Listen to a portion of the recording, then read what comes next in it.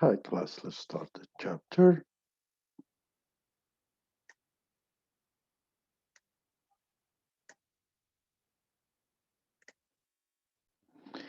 In the chapter 5, we will be talking mostly about the strategic capacity planning, whether in a product or in a service. We need to look at the capacity planning, very important. So, things is going to we're going to cover in this class. We will define the capacity, explain the importance of a long-term capacity, know the measure, know how to measure the capacity to understand two related performance measures, know overall equipment effectiveness, and describe the factor influence effectiveness capacities. Also going to describe the strategic capacity planning process in the organization, whether it's a service or a product.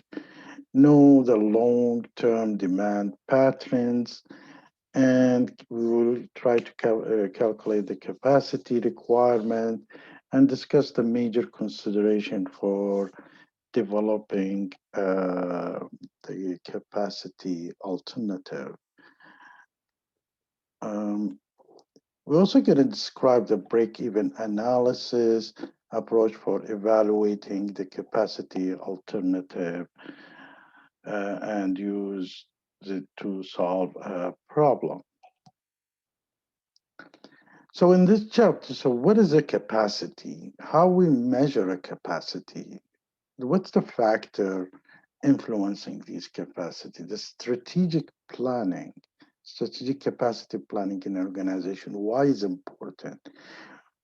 We will see calculate the capacity requirement, we'll see how it's done, develop the capacity alternative, and then we probably develop the or evaluating the alternative. So the first thing we want to know, what's a capacity? Capacity is the upper limit on the load that an operating unit can handle. So the capacity of a machine can produce 200 units per hour.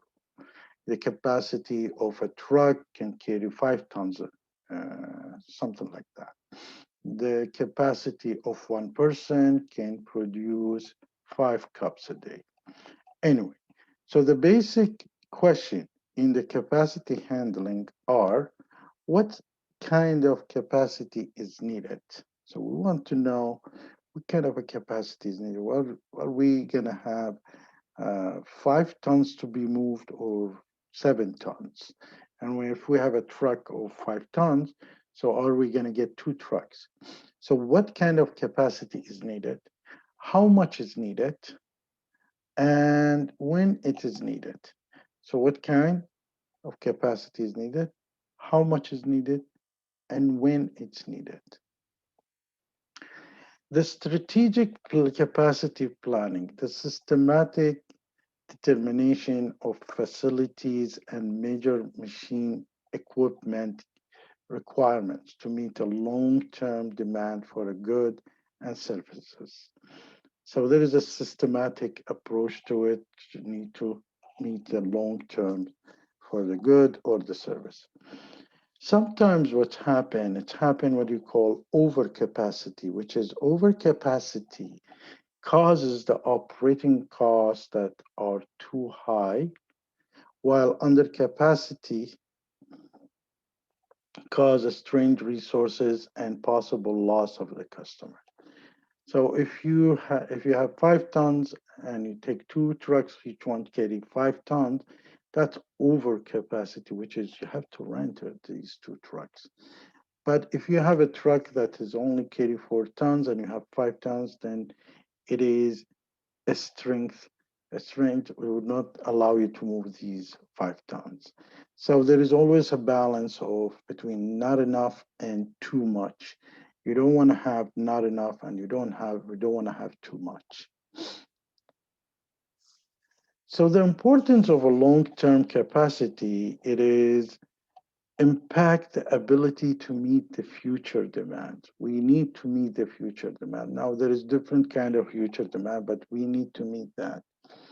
And if we don't have enough capacity, maybe or over, that's impact the ability to meet the future demand. Affecting the operating cost, measure the determinants of initial cost, involve a long-term commitment. It is also affect the competitiveness and affect the ease of management. And the globalization increase complexities and requires substantial resources. And we will explain each one of them separately. Sorry. When we do design for capacity, maximum obtainable output rate under an ideal condition.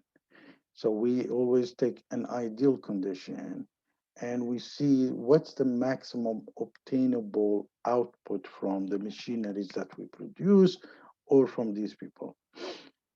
What do you call, there is something called effective capacity, which is maximum output rate, giving workable work breaks. So, considering the workplace breaks, product mix, scheduling difficulties, equipment, maintenance, delays, and others, the standard output, that's what you call an effective capacity, giving all these things into consideration. So when we are common measures we do in auto manufacturing, we look at the output, which is numbers of car per shift. In the steel, we might see at the tons per day, how much it produces. In the oil refineries, is the input is a barrel of crude oil used per day. The output is a barrel of gasoline produced from that. Then the farming, number of acres, what you are producing, the output. In the restaurant, number of tables and seats, number of meals per day produced. In the retails, usually they use the square meters of floor space, sales per square feet, and then the revenue generated, the output per day. So, and in the theaters and games, number of seats, number of tickets sold per day. Now, when we talk about efficiencies, the actual output rate and the effective capacities. And we said the effective capacities is, excuse me, maximum output rate giving work breakdown and all the other things, the strength, I'm gonna sneeze, delays and other things. So the efficiency is the actual output rate divided by effective capacities. The utilization, the uptime while they're producing versus divided by the available time. So the definition for them, efficiency is the ratio of actual output rate to effective capacity, and the utilization is of a unit of resources during the period is uptime is divided by available time. The factor influencing capacity, we said there is factors that influencing the capacities, and it's that is the facilities and machines. If you have an old machine, not enough machine, all these things, electricities, not enough space. This is facilities. And the product mix, whether you have a simple product or a mix of product and partly is missing or defected. The workers, how they are dedicated, if there is a planning and operation is there, whether we have the supplies on time, just in time, and the other external factors might be the electricity, the stabilities, the weathers, all affect that. Now, We said facility and machine, a floor space, the layout. So here, when we're talking about the facility and machine, we talk about the floor space, the layout. That's an example. And the product mix, we can talk about whether it's limited or extensive in a restaurant, menu restaurants. Workers, are they trained? How trained they are, the skills, the experience, the planning and the operation part of it, which is this one, is shift per day, how many people, the bottleneck, the inventory that we have, the quality control. These are part of the planning and operation. And the supply chain factors like warehousing, transportations, and distributions, uh, just in time or not. The external factors like a product standards, what kind of a government put us as a standard to do it, the pollution standard, the packaging, the regulatory papers work needs to be done. So to do the capacity, the strategic capacity planning process, there is a steps you need to. The first thing you can do is forecast demand, which is one of 1 to 5 years, and that comes in from marketing and sales ahead. You need to forecast it. Then you need to calculate the capacity requirement to meet that forecast. So you know how much to forecast it, and you see how much capacity need to be produced. Then you measure the capacity now that you have versus like you create to check the gap and decide how to close that gap or bridge the gap. Now, through generate feasible alternative like outsourcing, bringing more machines, all these things, or evaluating the alternative consideration, economics and non-economic aspect, or choose the best alternative. So these are the process that you need to do: is generate feasible studies, alternative, how you do it. Then you look at it and you look at the evaluate them, considering the economic and non-economic aspect, and then you choose the best alternative to implement to meet that gap of forecasted. So the thing there is a major consideration for developing capacity alternative when you are developing the capacity alternative, which one you're going to choose. You want to see how the flexibility there is into the system. So design the flexibility into the system because it might alter the capacity required and demand. The second thing you need to do is differentiate between new and mature product.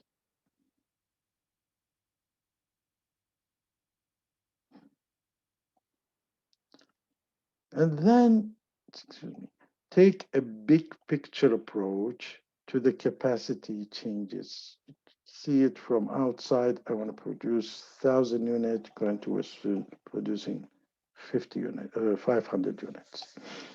Choose the capacity timing and incremental, whether you want to do it before the demand, during the demand, or after the demand. This depends on the order and type of product. Then you need to prepare to deal with the capacity chunks, how you're going to do with these. Attempt to smooth the capacity requirement, and we spoke about the electricity, how you can smooth the capacity requirement when we are increasing the capacities. The cost goes up with it. We'll talk about it end of the chapter.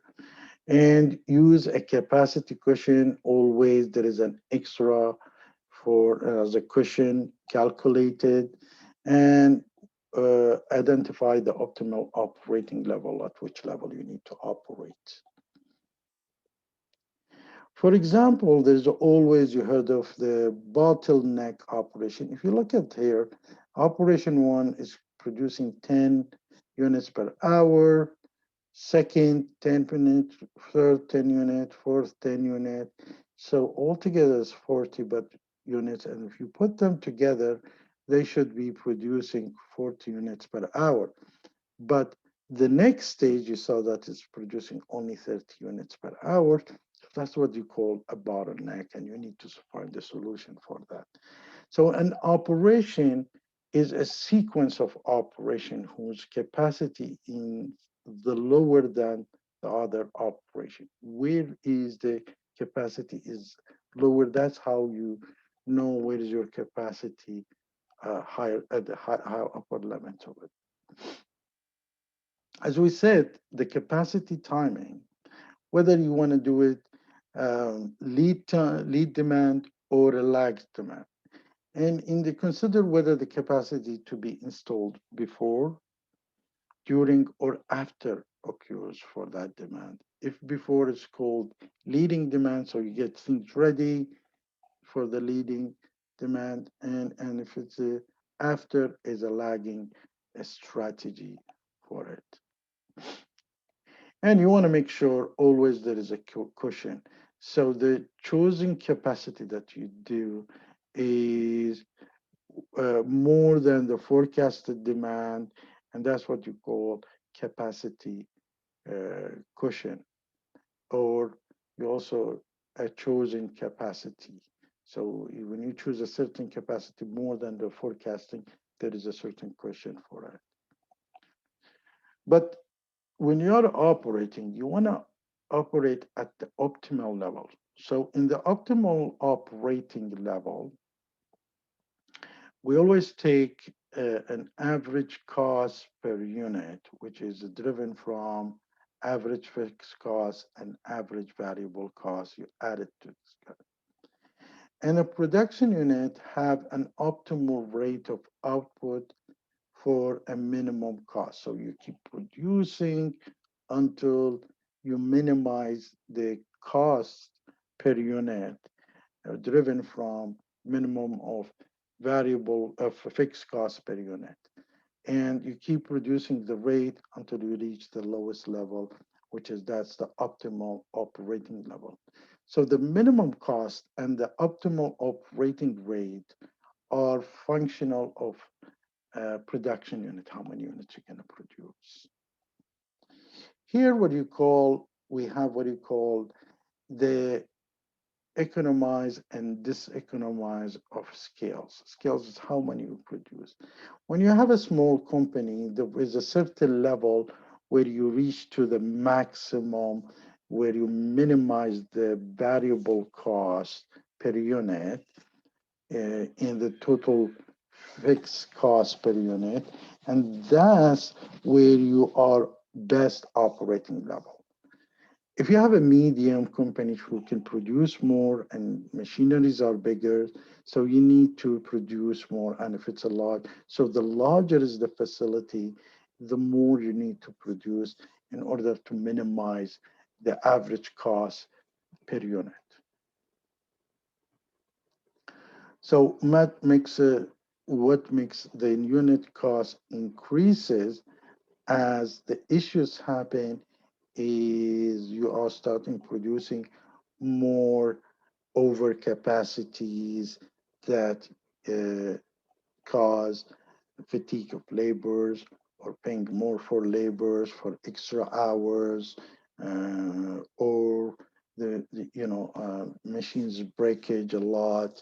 These are the costs start increasing. So before that, if we're looking at the medium facilities, as the units more you start producing, that's what you call economize of scales. And as you pass this part and you move to the next one, you start going for this one, you start going to the this economize of scales where you machines start overproducing, breakage a lot, people start producing less, you pay overtime, it doesn't make sense for you to keep producing. So what do you have here? The economies of scale is about fixed cost, which is facility equipment management spread over more units. And then you have the volume purchase discount also. Whether you want to buy 10 units, it would be cheaper than you buying 8 units. So you're looking at the volume purchase or the cost of input, also the production itself.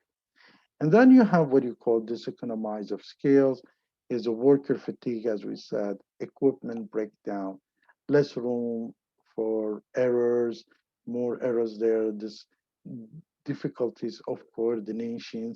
These are all costs of the economics of scales, diseconomics of scale.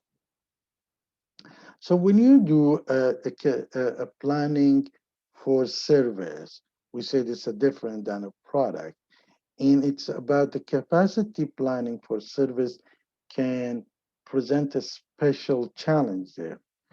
And because of the nature of the services, and there is a three things you need to take into consideration: the potential need to be near to the customers, whether you need it's a service near to the customer, the inability to store service, and the degree of, the demand, volatilities of demand.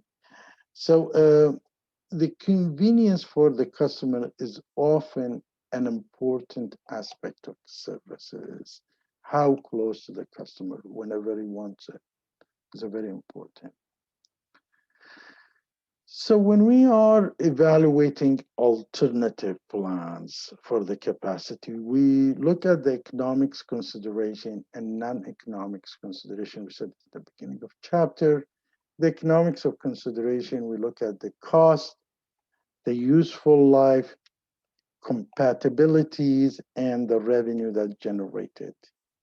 And the non-economic consideration, what's the public union, the reaction from employees, and the community pressures. And we can bring a few examples for this.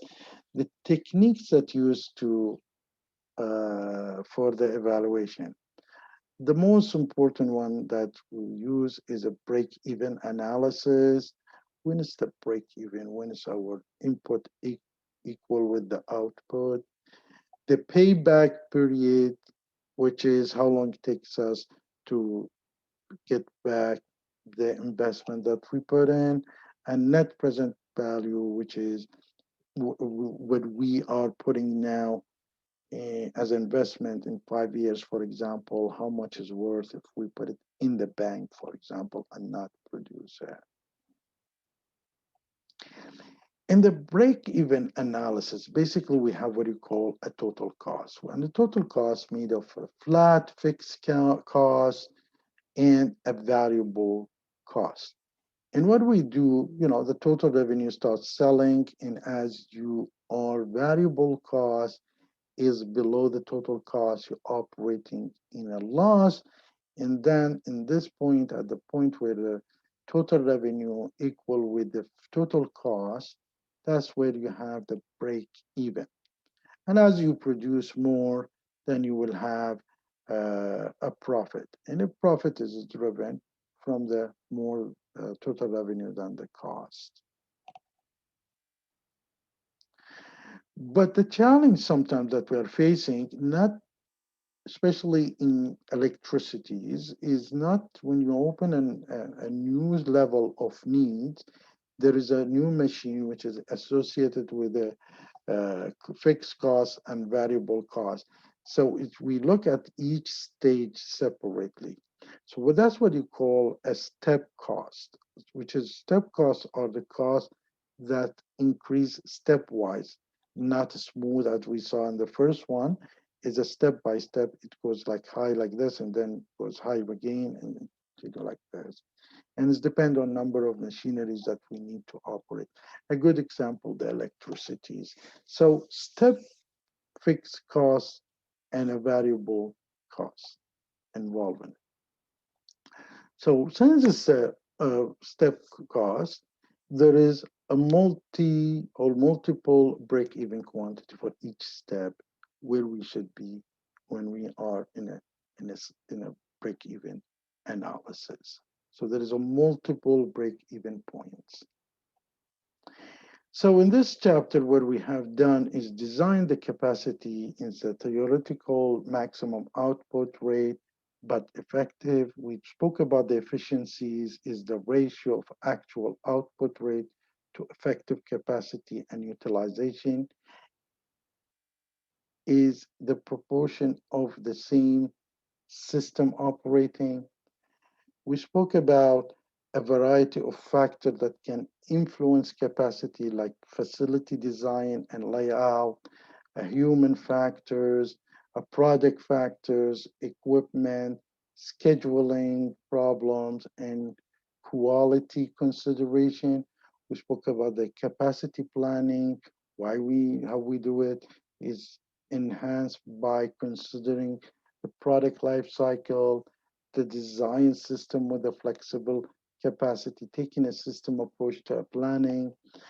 And we, in the evaluating capacity, a manager must consider both the quantitative, which is economic factors, and the qualitative, which is operational fit and personal preference of management. And we focused on the break-even analysis. A break-even analysis finds a quantity beyond which a profit aid will be attained. A break-even and whatever after it will be attained. Thank you.